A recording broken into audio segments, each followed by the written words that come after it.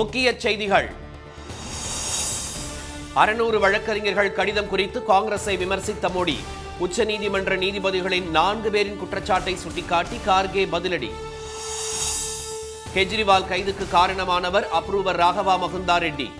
பாஜக கூட்டணிக்கு ஆதரவாக ஆந்திராவில் தேர்தல் பிரச்சாரம். ராமேஸ்வரம் கஃபே குண்டுவெடிப்பு குற்றவாளி மேலும் ஒருவர் கைது. மூளையாக செயல்பட்ட முக்கிய நபர் என தேசிய பாதுகாப்பு முகமை தகவல். சென்னை மெட்ரோ ரயில் பணிகள் நடைபெறும் இடம் அருகே விபத்து. கேளிக்கை விடுதியின் முதல் தள கான்கிரீட் இடிந்து விழுந்ததில் 3 பேர் பலி.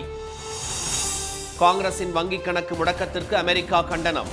நியாயமான வெளிப்படையான நடைமுறைகளை செயல்படுத்த அறிவுறுத்தல்.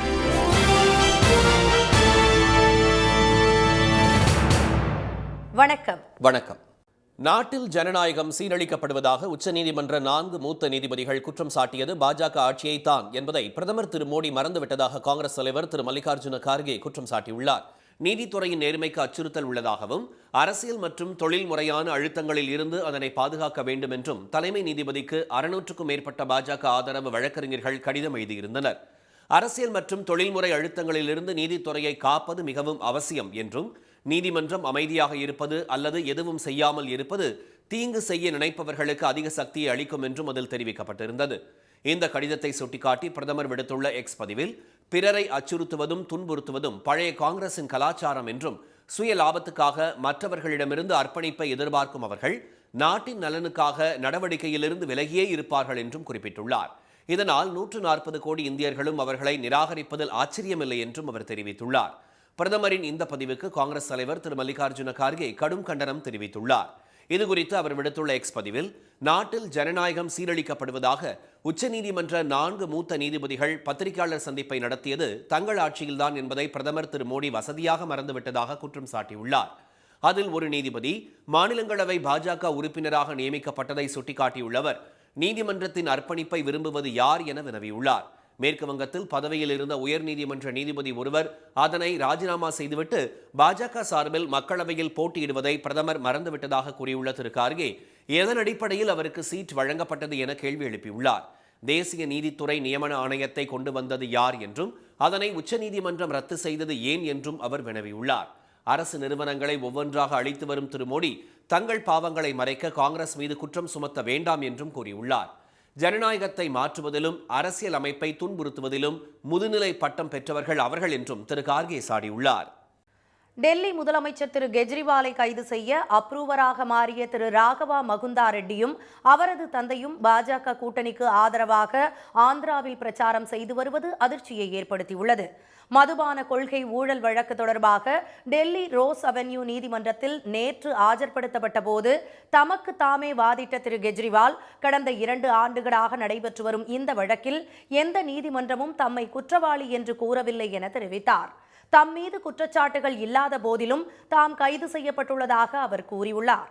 பல்வேறு அமைச்சர்கள் தம் வீட்டிற்கு வந்து கோப்புகளை வழங்கும் நிலையில் தம்முடைய முன்னிலையில் சில கோப்புகளை திரு சிசோடியா வழங்கியதாக அவருடைய செயலாளர் திரு அரவிந்த் கூறியிருப்பது மட்டுமே பதவியில் உள்ள ஒரு முதலமைச்சரை கைது செய்ய போதுமான காரணமா என அவர் கேள்வி எழுப்பினார். இந்த வழக்கில் 2வது அரசு தரப்பு சாட்சியாக மாறியுள்ள ராகவ் மகுந்தா 6 முறை கொடுத்த வாக்குமூலங்களில் தமது பெயர் இல்லை என்றும் 7வது அறிக்கையில் தமது பெயரை குறிப்பிட்ட பின் அவர் விடுவிக்கப்பட்டதாகவும் திரு கெஜ்ரிவால் கூறினார். தம்மை எப்படியாவது வழக்கில் சிக்க வைக்க வேண்டும் என்பதே அமலாக்கத்துறையின் பணி என்றும் திரு கெஜ்ரிவால் கூறினார். 3வது சாட்சியான தொழிலதிபர் சரத் ரெட்டி கைது செய்யப்பட்ட பின் பாஜகவுக்கு 50 கோடி ரூபாய் நன்கொடை அளித்ததாகவும் அதற்கான ஆதாரம் தம்மிடம் உள்ளதாகவும் அவர் தெரிவித்தார். இந்த வழக்கில் அப்ரூவராக மாறியுள்ள திரு ராகவா மகுந்தா ரெட்டியும் அவரது தந்தை ஸ்ரீ மகுந்தா ஸ்ரீனிவாசலு ரெட்டியும் ஆந்திராவில் பாஜக கூட்டணி கட்சியான தெலுங்கு தேசம் கட்சிக்கு ஆதரவாக பிரச்சாரம் செய்து வருகின்றனர். பாலாஜி டிஸ்லரிஸ் எனும் மதுபான தயாரிப்பு நிறுவனத்தை நடத்தி வரும் அவர்கள் அப்ரூவர் ஆனதன் அடிப்படையிலேயே திரு கெஜ்ரிவால் மீது அவரது ஆம் ஆத்மி கட்சி மீதும் வழக்கு தொடரப்பட்டுள்ளது. 2019ஆம் ஆண்டு மக்களவைத் தேர்தலில் ஓங்கோல் தொகுதியில் ஒய்எஸ்ஆர் காங்கிரஸ் எம்பியாக வெற்றி பெற்ற திரு மகுந்தா ஸ்ரீனிவாசலு ரெட்டி தன் மகன் மீது வழக்கு பதிவு செய்யப்பட்டதும் பாஜக கூட்டணி கட்சியான தெலுங்கு தேசம் கட்சிக்கு கடந்த மாதம் தாவியுள்ளார். அவருக்கு சீட் வழங்க தெலுங்கு தேசம் முடிவு செய்துள்ளதால் அவர்கள் பிரச்சாரத்தில் ஈடுபட்டுள்ளனர். பெங்களூரு ராமேஸ்வரம் கஃபே ஹோட்டலில் குண்டு வைத்த வழக்கில் முக்கிய குற்றவாளியை தேசிய புலனாய்வு முகமை அதிகாரிகள் கைது செய்தனர். பெங்களூருவில் உள்ள அந்த ஹோட்டலில் கடந்த 1ஆம் தேதி பலத்த சத்தத்துடன் அடுத்தடுத்து 2 குண்டுகள் வெடித்து சிதறின. இதில் 10க்கும் மேற்பட்டோர் படுகாயமடைந்த நிலையில் இந்த விவகாரம் குறித்து NIA அதிகாரிகள் விசாரித்து வருகின்றனர். ராமேஸ்வரம் கஃபே மற்றும் சுற்றுப்பகுதிகளில் இருந்து CCTV காட்சிகளை சோதனை செய்தபோது மர்ம நபர் ஒருவர் டிஃபன் பாக்ஸில் குண்டுகளை வைத்து விட்டுச் சென்றது தெரியவந்தது. இதையடுத்து CCTV காட்சியில் இருப்பது யார் என்ற கோணத்தில் அதிகாரிகள் சோதனை மேற்கொண்டு வந்தனர். இந்நிலையில் பெங்களூரு, சிவமோகா, தார்வார், சிக்மகளூரு, உத்தரகன்னடா ஆகிய 5 மாவட்டங்கள் மற்றும் தமிழகம், உத்தரப்பிரதேசம் உள்ளிட்ட மாநிலங்களில் மும்பையில் இருந்து வந்திருந்த NIA அதிகாரிகள் நேற்று சோதனை நடத்தினர். இதில் கிடைத்த முக்கிய ஆதாரத்தின் அடிப்படையில் முசம்மில் ஷெரீப் ஹுசைன் என்பவர் ராமேஸ்வரம் கஃபே குண்டுவெடிப்பில் மூளையாக செயல்பட்டது தெரியவந்தது. இதையடுத்து அவரை தேசிய புலனாய்வு முகமை அதிகாரிகள் கைது செய்தனர். சென்னையில் மெட்ரோ ரயில் பணி நடைபெறும் பகுதி அருகே கேளிக்கை விடுதி ஒன்றின் மேற்கூரை இடிந்து விழுந்ததில் 3 பேர் பலியாகினர். ஆழ்வார்பேட்டையில் உள்ள அந்த விடுதியில் முதல் மாடியில் கான்கிரீட் தளம் திடீரென இடிந்து விழுந்ததில் தரைதளத்தில் இருந்த 5 பேர் இடிபாடுகளில் சிக்கிக்கொண்ட நிலையில் 3 பேர் சடலமாக மீட்கப்பட்டனர். உயிரிழந்தவர்களில் 2 மணிப்பூரை சேர்ந்தவர்கள் என்றும் ஒருவர் தமிழகத்தை சேர்ந்தவர் என்றும் தெரியவந்துள்ளது. சம்பவ இடத்திற்கு சென்ற தீயணைப்பு மற்றும் மீட்பு குழுவினர் உடலை கைப்பற்றி ராயப்பேட்டை அரசு மருத்துவமனைக்கு உடற்கூறு ஆய்விற்காக அனுப்பி வைத்தனர். இதுகுறித்து வழக்கு பதிவு செய்த போலீசார் விசாரணை நடத்தி வருகின்றனர். இல்லை, வேறு யாரும் சிக்கல, 3 பேர் தான். ஒருத்தர் பேர் சைக்ளோன் சொல்லி அவர் தமிழ்நாட்டை சேர்ந்தவர், ஒருத்தர் லாலி மேக்ஸ்ன்னு சொல்லி 2 பேர் மணிப்பூர் மாநிலத்தை சேர்ந்தவங்க. பணியாளர் எல்லாரும் 3 பேருமே ஸ்டாஃப் தான். ஒரு லீன் ஹவர்ஸ்னால இவங்க 3 பேர் மட்டும் எல்லாம் வெளியே வந்துட்டாங்க. சம்பவ இடத்திற்கு உடனடியாக சென்ற அமைச்சர் திரு சேகர் பாபு, பெருநகர சென்னை மாநகராட்சியின் ஆணையர் திரு ராதாகிருஷ்ணன் ஆகியோர் விபத்து குறித்து ஆய்வு செய்தனர். பின்னர் செய்தியாளர்களிடம் பேசிய அவர் விபத்திற்கான காரணம் குறித்து விசாரணை நடத்தப்படுவதாக கூறினார். விபத்து நடந்த கேளிக்கை விடுதிக்கு சீல் வைக்கப்படுவதாக திரு ராதாகிருஷ்ணன் தெரிவித்தார். விடுதியில் இருந்தவர்கள் அனைவரும் பத்திரமாக வெளியேற்றிவிட்டதாக அவர் கூறினார். விடுதியின் மேற்கூரை இடிந்து விழுந்ததற்கு மெட்ரோ பணிகளே காரணம் என்று புகார்கள் எழுந்ததால் சம்பவ இடத்தில் மெட்ரோ அதிகாரிகளும் சோதனை செய்தனர். இதுகுறித்து விளக்கம் அளித்துள்ள மெட்ரோ ரயில் நிர்வாகம், தனியார் விடுதியிலிருந்து 250 அடி தொலைவில் மெட்ரோ பணிகள் நடைபெறுவதாகவும் கட்டுமான பணி அதிர்வால் விபத்து ஏற்படவில்லை என்றும் தெரிவித்துள்ளது. டெல்லி முதலமைச்சர் திரு அரவிந்த் கெஜ்ரிவால் கைதை தொடர்ந்து காங்கிரசின் வங்கிக் கணக்கு முடக்கம் பற்றி மத்திய அரசை அமெரிக்கா விமர்சித்துள்ளது சர்வதேச அளவில் கவனத்தை ஈர்த்துள்ளது. நாடாளுமன்ற தேர்தல் நடைபெறவுள்ள நிலையில் திரு கெஜ்ரிவால் கைதுக்கு எதிர்க்கட்சிகள் கடும் கண்டனம் தெரிவித்து வருகின்றன. இந்நிலையில் உலக நாடுகளும் தங்களது எதிர்ப்பை பதிவு செய்து வருகின்றன. மத்தியில் ஆளும் பாஜக அரசுக்கு இது பெரும் தலைவலியை ஏற்படுத்தியுள்ளது.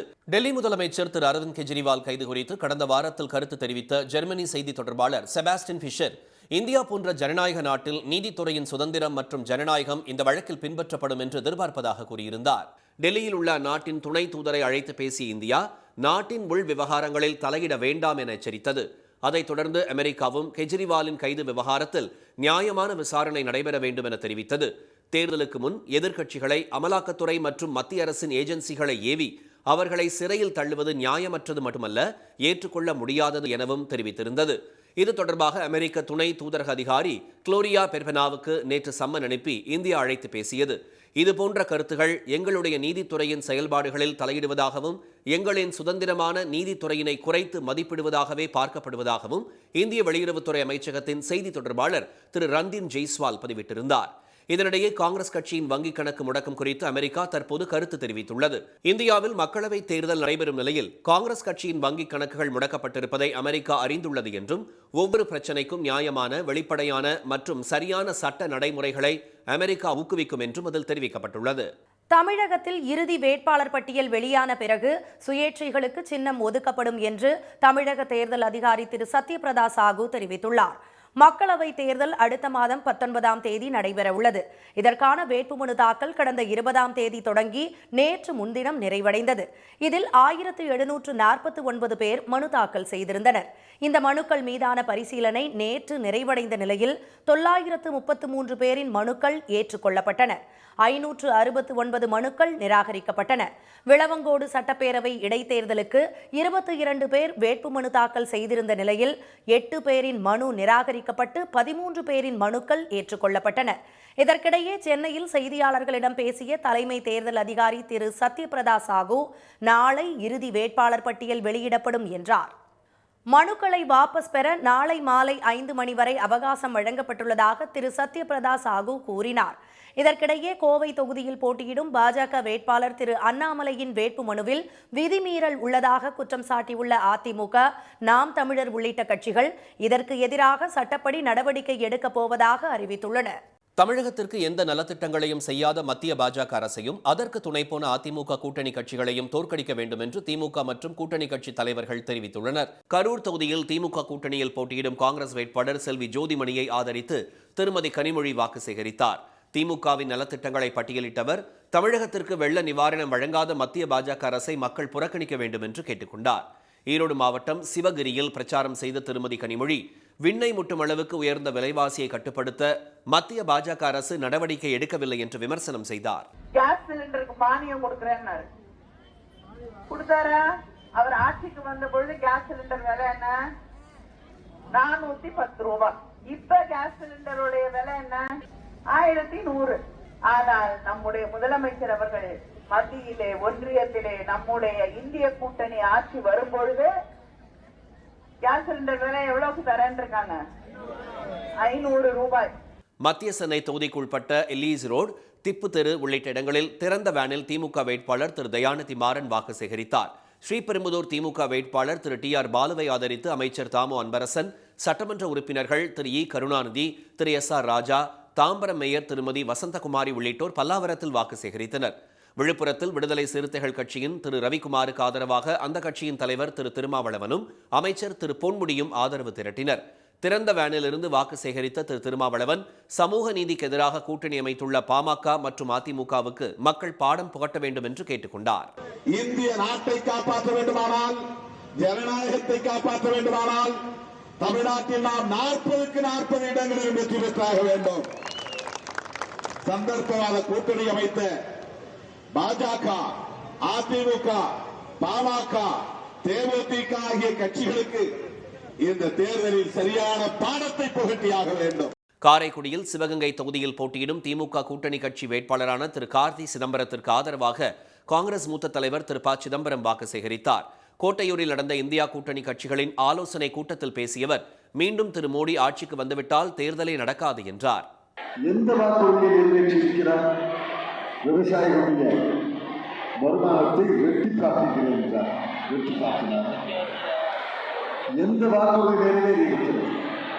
மாறாக விலைவாசி உயர்வு, வேலையின்மை, இந்த இரண்டு மிகப்பெரிய கொடுமைகளை இந்த அரசு செய்தது. காஞ்சிபுரம், வெங்கடாபுரத்தில் வீதி வீதியாக வாக்கு சேகரித்த திமுகவினர் தோசை, ஆம்லெட் போட்டு கொடுத்தனர். திருத்தணியில் தீவிர வாக்கு சேகரிப்பில் ஈடுபட்ட அரக்கோணம் திமுக வேட்பாளர் திரு ஜெகத் ரட்சகனுக்கு அப்பகுதி மக்கள் உற்சாக வரவேற்பளித்தனர். கம்பம் மற்றும் சுற்றுப்பகுதிகளில் கூட்டணி கட்சியினருடன் தேனி தொகுதி திமுக வேட்பாளர் திரு தங்க தமிழ்ச்செல்வன் வீதி வீதியாக ஆதரவு திரட்டினார். புதுச்சேரியில் பிரச்சாரம் செய்த காங்கிரஸ் வேட்பாளர் திரு வைத்திலிங்கம் விலைவாசி உயர்வை கட்டுப்படுத்தாத பாஜக அரசை மக்கள் தூக்கி எறிய வேண்டும் என்று கேட்டுக்கொண்டார். பட்டாசு தொழிலை பாதுகாக்க நடவடிக்கை எடுக்கப்படும் என்று அதிமுக பொதுச் செயலாளர் எடப்பாடி திரு பழனிசாமி உறுதியளித்துள்ளார். மக்களவை தேர்தல் நெருங்கி வரும் நிலையில் அரசியல் கட்சிகள் தீவிர வாக்கு சேகரிப்பு வேட்டையில் ஈடுபட்டுள்ளனர். பாஜக கூட்டணியில் காஞ்சிபுரம் தொகுதியில் போட்டியிடும் பாமக வேட்பாளர் திருமதி ஜோதி வெங்கடேசனுக்கு ஆதரவாக உத்தரமேரூர் உள்ளிட்ட இடங்களில் தமிழ் மாநில காங்கிரஸ் கட்சியின் தலைவர் திரு ஜி.கே. வாசன் ஆதரவு திரட்டினார். நாடு தொடர்ந்து வளர்ச்சி பாதையில் பயணிக்க தேசிய ஜனநாயக கூட்டணி வேட்பாளருக்கு வாக்களிக்குமாறு அவர் கேட்டுக்கொண்டார். சிவகாசியில் நடந்த பொதுக்கூட்டத்தில் பேசிய அதிமுக பொதுச் செயலாளர் எடப்பாடி திரு பழனிசாமி விருதுநகர் தேமுதிக வேட்பாளர் திரு விஜய பிரபாகரனுக்கு வாக்கு சேகரித்தார். அப்போது பட்டாசு தொழிலை பாதுகாக்க நடவடிக்கை எடுக்கப்படும் என்று அவர் உறுதியளித்தார்.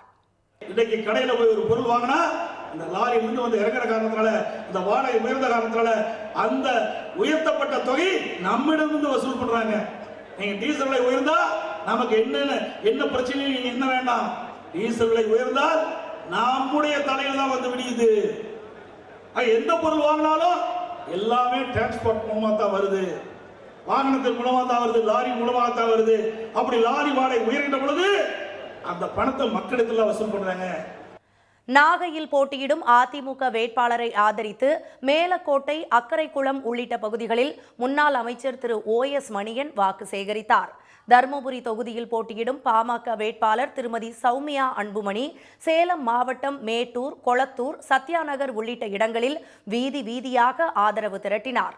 கோவையில் அதிமுக வேட்பாளருக்கு ஆதரவு திரட்டிய முன்னாள் அமைச்சர் திரு வேலுமணி வாக்குச்சாவடி முகவர்களை நியமிக்க கூட பாஜகவில் ஆட்கள் இல்லை என்று விமர்சனம் செய்தார். பாரதிய கட்சி எப்படி நமக்கு போட்டி வாங்க முடியும்? ஒரு 3% 4% வாக்கு வங்கி இருக்கு. 3% 4% ஓட்டக்கூடிய பாரதிய கட்சி சரி இன்னைக்கு பாத்தீங்கன்னா அண்ணாமலை வந்து ட்விட்டர்ல, பேஸ்புக்ல பேட்டி கொடுத்து அப்படியே அதுல மட்டும் தான் அரசியல் பண்றாரு. களத்துக்கு நம்ம அரசியல் பண்ற கேள்வி. நத்தத்தில் அதிமுக வேட்பாளர் அறிமுக கூட்டத்தில் முதலில் யார் பேசுவது என்பதில் முன்னாள் அமைச்சர்கள் திண்டுக்கல் திரு சீனிவாசன் மற்றும் நத்தம் திரு விஸ்வநாதனுக்கு இடையே மோதல் ஏற்பட்டது. உதகையில் ஆதரவு திரட்டிய பாஜக வேட்பாளர் திரு எல் முருகன் தமிழகத்தில் பாஜக பட்டி தொட்டி எல்லாம் அசுர வேகத்தில் வளர்ந்துள்ளதாக கூறினார். தமிழ்நாடு முழுவதும் நேற்று தேர்தல் பறக்கும் படை அதிகாரிகள் நடத்திய வாகன சோதனையில் கட்டுக்கட்டாய் பணம் பறிமுதல் செய்யப்பட்டுள்ளது. தமிழ்நாட்டில் வெயில் சுட்டெரித்து வரும் நிலையில் நாடாளுமன்ற தேர்தலில் போட்டியிடும் வேட்பாளர்களின் பிரச்சாரம் வெயிலையும் தாண்டி அனல் பறக்கிறது. இதனிடையே வாக்காளர்களுக்கு பணம் பட்டுவாடா செய்யப்படுவதை தடுக்க அமைக்கப்பட்டுள்ள தேர்தல் பறக்கும் படை அதிகாரிகள் தீவிர வாகன சோதனையில் ஈடுபட்டு வருகின்றனர். இதுவரை பணம் பறிமுதல் செய்யப்பட்டதில் பொதுமக்களின் பணமே அதிகம் சிக்கியுள்ளது. இந்நிலையில் திருச்சி அருகே விராலிமலை சுங்கச்சாவடியில் நடத்தப்பட்ட சோதனையில் தனியார் நிறுவனத்திற்கு எடுத்துச் செல்லப்பட்ட 1 கிலோ தங்கம் பறிமுதல் செய்யப்பட்டது. ஹோசூர் அருகே மாநில எல்லையில் உள்ள ஜூஜுவாடி சோதனைச் சாவடியில் தேர்தல் பறக்கும் படையினர் நடத்திய வாகன சோதனையில் ஹோசூரைச் சேர்ந்த கிரானைட் வியாபாரி திரு லோகேஷ் குமாரின் காரில் ஆவணங்களின்றி எடுத்துச் செல்லப்பட்ட 10 லட்சம் ரூபாய் ரொக்கத்தை பறிமுதல் செய்தனர்.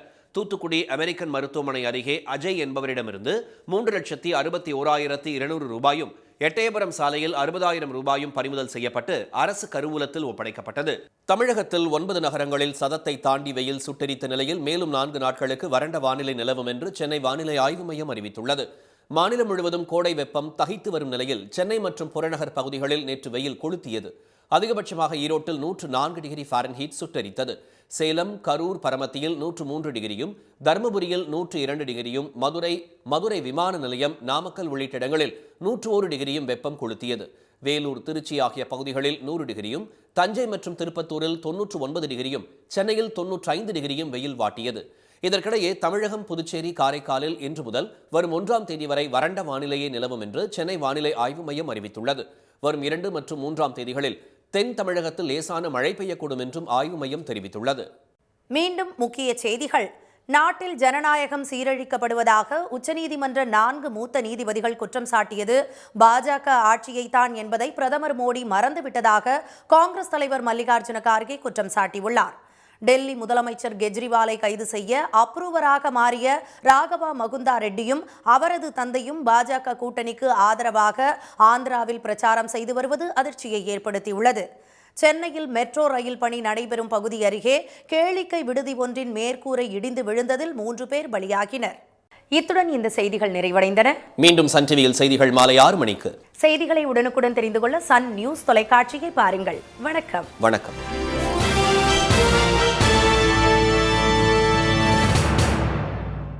உடனுக்குடன் செய்திகளை தெரிந்து கொள்ள சன் நியூஸ் பெல் ஐகானை கிளிக் பண்ணுங்க.